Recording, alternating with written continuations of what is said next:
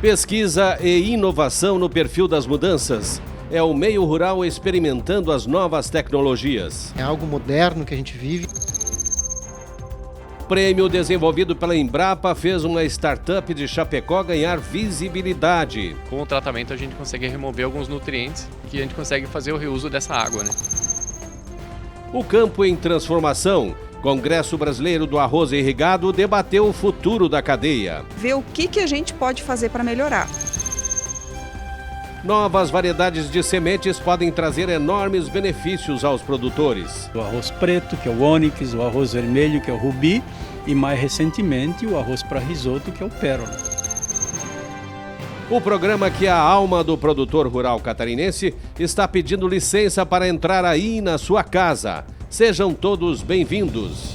Cooperativismo em Notícia é um oferecimento de Sicoob. Venha conhecer o real valor do nosso tempo. O Sesc, Sescope Santa Catarina. Cooperar é sonhar, produzir e crescer juntos. Sescope Nacional. Somos cooperativismo. Somos Coop. E Fertilizantes Fecoagro, o adubo do cooperativismo catarinense.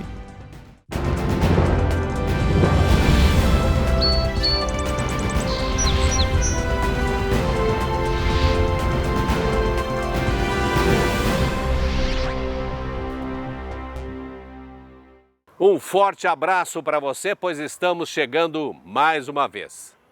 O mundo rural, que tem experimentado esse movimento tecnológico fantástico, está direcionando suas atenções para projetos sustentáveis.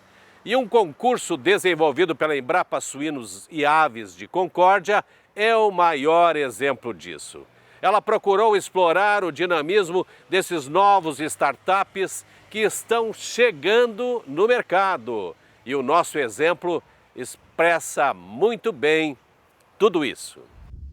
Apesar de ter apenas 1% do território brasileiro, Santa Catarina conseguiu se transformar num oásis do agronegócio, especialmente de proteína animal.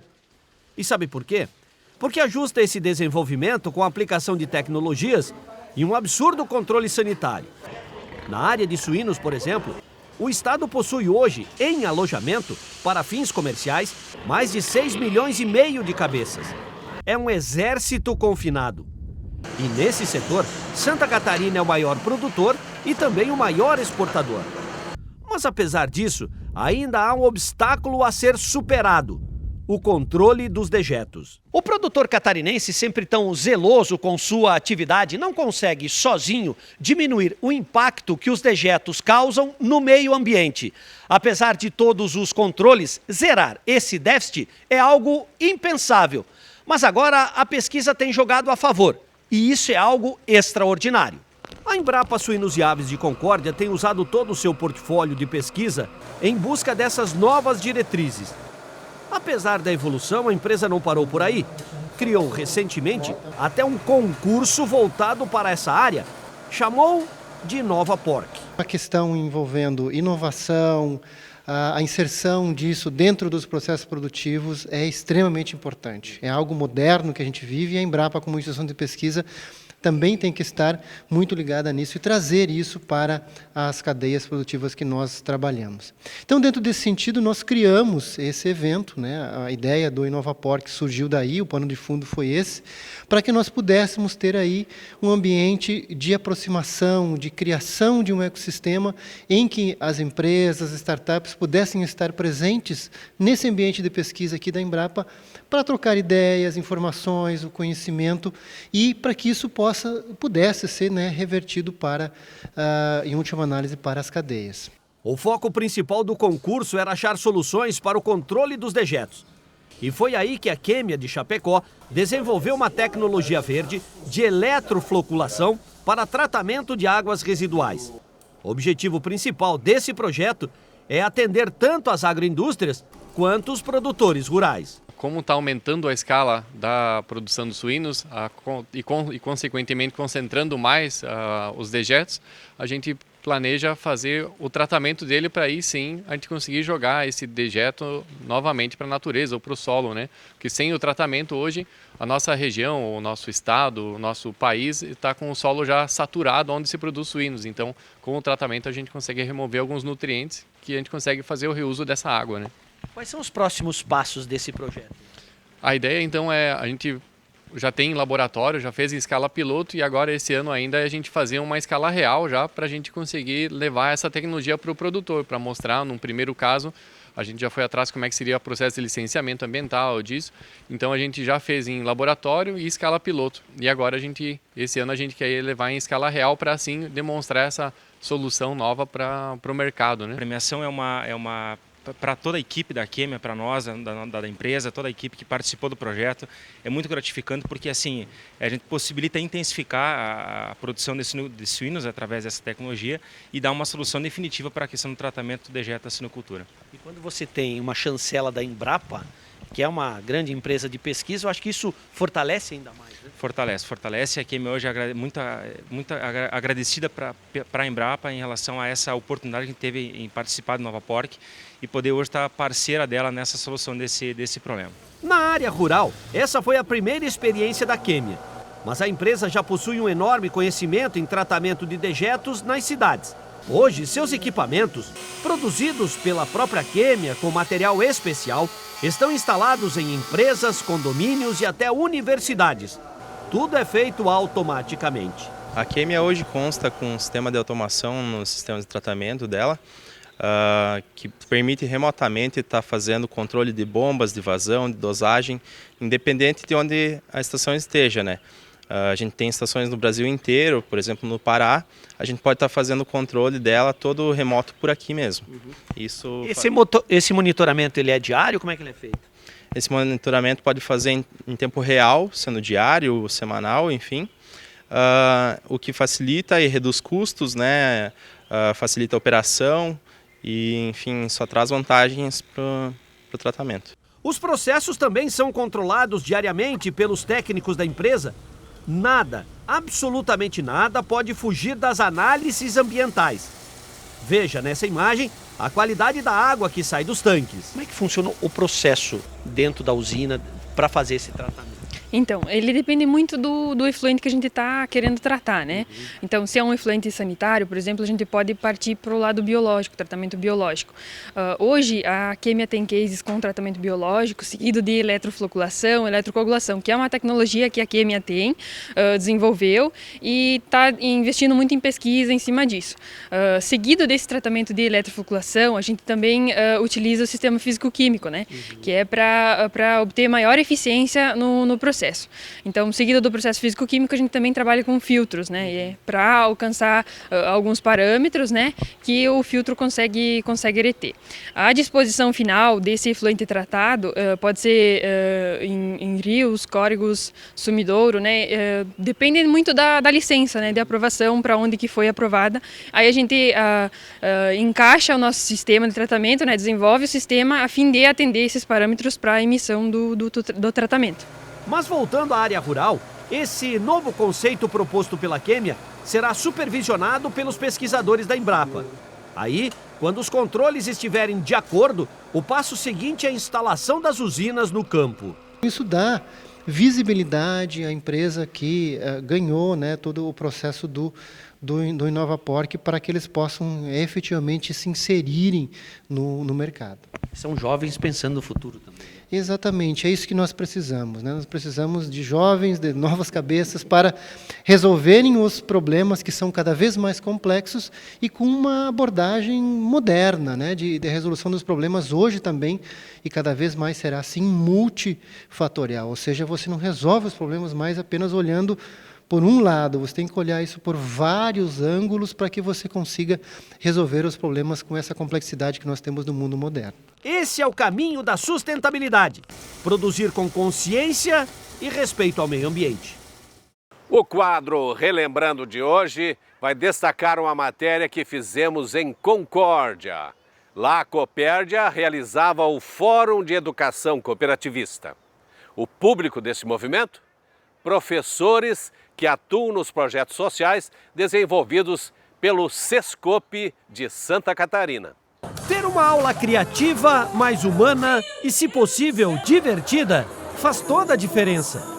Foi com esse intuito que 85 professores de 3 escolas, representando quase 1.000 alunos, estiveram participando do 2º Fórum de Educação Cooperativa, promovido pela Copérdia.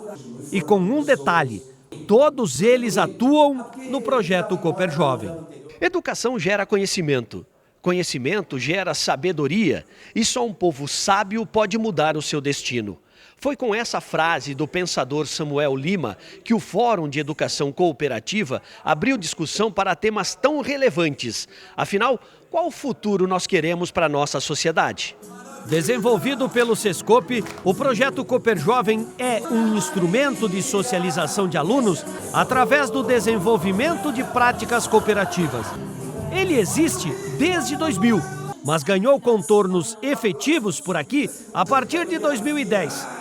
Participaram professores da Escola Mansueto Boff de Concórdia, a Nuperágio de Joaçaba e também a Escola Neuza Marques da cidade de Itá. Para a Copérdia, esse movimento é algo extraordinário. Nós pensamos que o sistema cooperativo tem um grande papel em fazer com que haja conhecimento e informação, e principalmente nessa área educativa. E pensamos, então, quando surgiu essa oportunidade de trazer para as escolas que quiseram ser parceiras da Copérdia, o Cooper Jovem, a gente achou que é uma maneira de começar a introduzir na criança, no jovem, principalmente nas escolas, o sentido de cooperar. O professor Max Hettinger, especialista em educação, trouxe para o evento todo o seu conhecimento. Dividiu suas experiências e propôs uma reflexão mais ampla sobre a forma de educar. Ele, que é um apaixonado pelo modelo do Cooper Jovem. É importante a gente compreender que nós estamos vivendo num mundo onde a cooperação é muito importante, que trabalhar em rede, que estar conectado é fundamental. Isso não só na internet, no próprio mundo dos negócios. Se nós formos pensar, hoje a ideia é das associações, as cooperativas tomaram uma força muito grande nos últimos 20 anos, voltaram a crescer, voltaram a se viabilizar, voltaram a ser grandes negócios, seja em qualquer ramo do cooperativismo, a gente vê um crescimento muito grande. O interessante desse fórum foi que as 3 escolas puderam compartilhar seus projetos, trocar experiências e mostrar como cada um executa o seu dia a dia. Sem contar que os conceitos do Cooper Jovem ajudaram a melhorar as relações humanas. Esta busca nossa pelo cooperativismo, pelas ações trabalhadas em grupo, leva com que a gente tenha uma maior proximidade com o aluno e com as famílias, buscando pelo anseio das famílias e dos alunos, tornando esse espaço um espaço realmente mais cooperativo. A escola está diferente, você vê assim? Eu acho que sim. As formações estão diferentes, o momento do planejamento está diferente, não é algo mais forçado. A partir o início deste ano, nós iniciamos com um trabalho de planejamento extra-classe. Este planejamento, então, no cooperativismo ninguém é obrigado a participar. Então, é com esta proposta. Vem quem acha que aquele momento é importante para a melhoria da escola, para a melhoria da nossa prática pedagógica. A mudança é significativa desde a participação da escola com o Cooper Jovem. E esse momento de hoje a gente pode mostrar o que a gente faz de diferente em nossa escola e também ver o que as outras escolas trabalham dentro do Cooper Jovem. E o que o Nuperágio tem de diferente? A escola ela é mais parceira, mais companheira, ela escuta mais os alunos, ela participa mais da comunidade escolar depois que a gente aderiu ao Cooper Jovem. Como é que era o sentido de escola e como é que é o sentido de escola hoje? Bom, realmente o Mansueto Boff foi uma das primeiras escolas, ele iniciou com o programa Cooper Jovem em 2010 e nós percebemos que ao longo desses anos as relações entre aluno, professor foram melhorando gradativamente. Então, assim, a cooperação, o auxílio no desenvolvimento das atividades, a cooperação entre os colegas, o planejamento coletivo, todas essas ações contribuem, assim, de modo bem efetivo para o processo de ensino e aprendizagem. Se for verdade que o mundo das transformações passa pela escola, o Cooper Jovem tem dado uma contribuição imensa nesse sentido. E disso ninguém duvida. Depois dos comerciais, vamos falar sobre o Congresso Brasileiro do Arroz Irrigado. Evento que teve a chancela da EPAGRE procurou debater as tendências do setor. Tem muita coisa para fazer. Nós estamos atuando apenas, por exemplo, na fertilidade do solo e tem toda a parte de fitossanidade, tem aspectos de melhoria da qualidade das operações das máquinas, etc, etc, etc.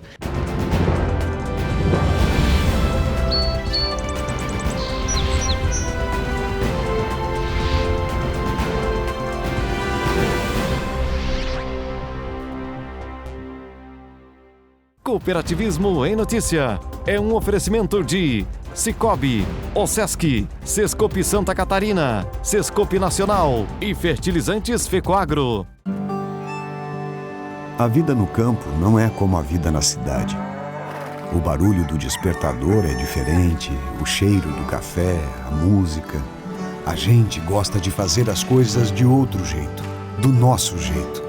Quando precisamos de algo, basta procurar os amigos do Cicobi, que sempre nos deram todo o apoio. Cicobi, o parceiro do produtor rural catarinense. Muito antes do agronegócio ter esse nome bonito. O seu gado merece um alimento de qualidade, por isso a Fecoagro tem o Cooper Pasto, um fertilizante exclusivo que melhora o rendimento da pastagem. São 2 fórmulas produzidas com as melhores matérias-primas. Cooper Pasto Plantio oferece os nutrientes para o desenvolvimento da pastagem. E Cooper Pasto Nitrogenado garante a manutenção e o teor da proteína do pasto. Cooper Pasto é a energia que a sua lavoura merece. Cooper Pasto está à venda nas cooperativas da Fecoagro. Você é parte do cooperativismo catarinense, um modelo econômico que precisa da união das pessoas para gerar resultado e que tem na Osesc e no Sescope Santa Catarina as entidades parceiras para a representação e a promoção do cooperativismo. Elas atuam no apoio, na instrução e na difusão dos ideais de um sistema feito para quem escolhe não andar sozinho. Você movimenta o cooperativismo e o cooperativismo movimenta você.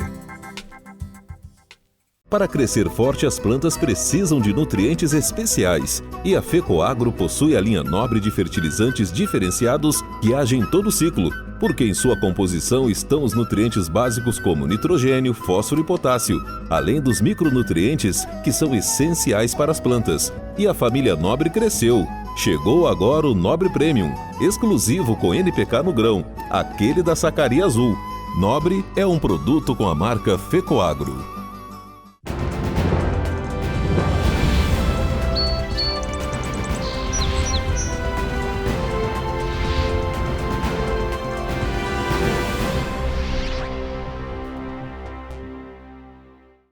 Focado nos processos de inovação e desenvolvimento, foi realizado em Balneário Camboriú o 11º Congresso Brasileiro de Arroz Irrigado. Essa cadeia que emprega milhares de pessoas e tem um faturamento expressivo ainda enfrenta a burocracia pública como qualquer outra cultura.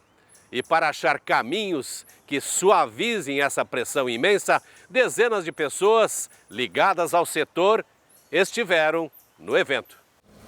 O arroz é uma cultura tão antiga, mas tão antiga, que historiadores remontam sua trajetória por volta do ano 3000 a.C.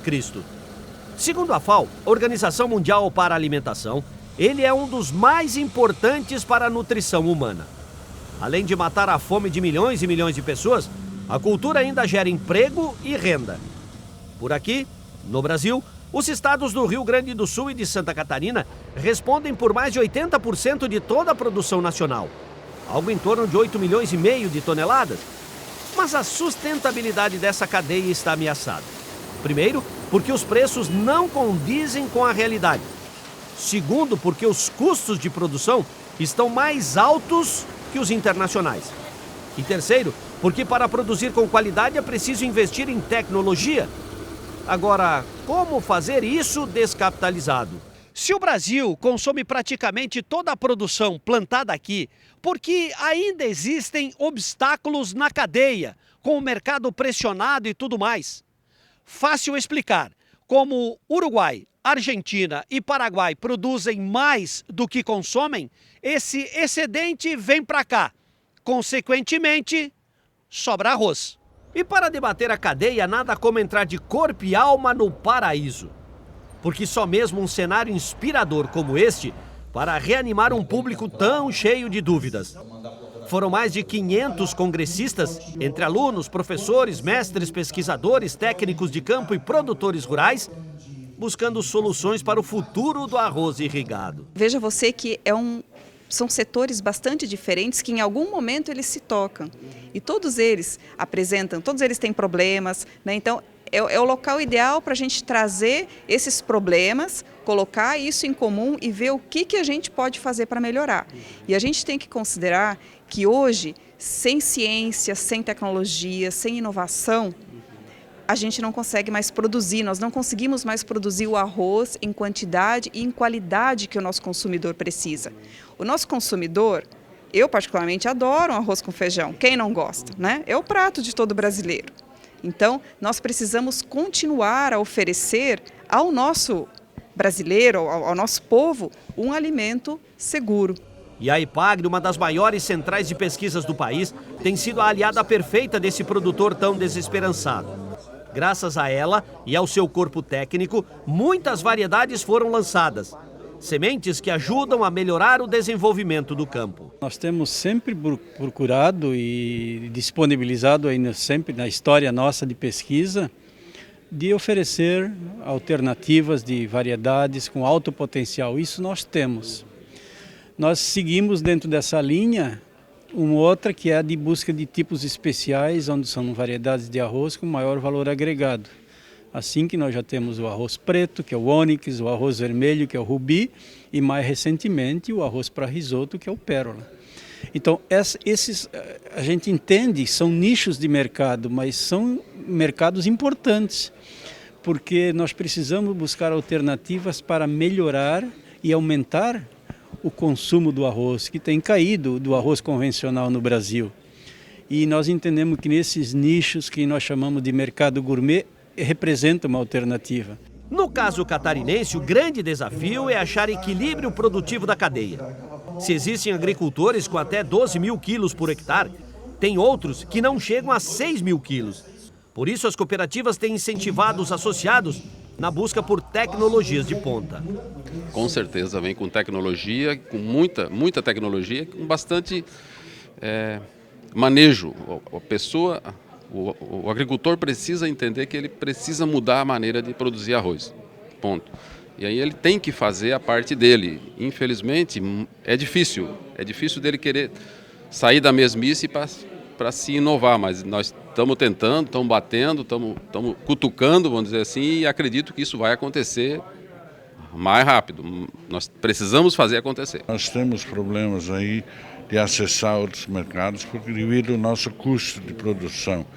Hoje nós não estamos competindo com esses países, por exemplo, do Mercosul, primeiro porque nós somos moeda de troca, né? A linha branca é enviada para os países da Argentina, Uruguai, Paraguai, em troca vem arroz e leite. Isso é uma coisa que está totalmente errada. Segundo, que o nosso sistema de produção ele é mais caro do que os países do Mercosul.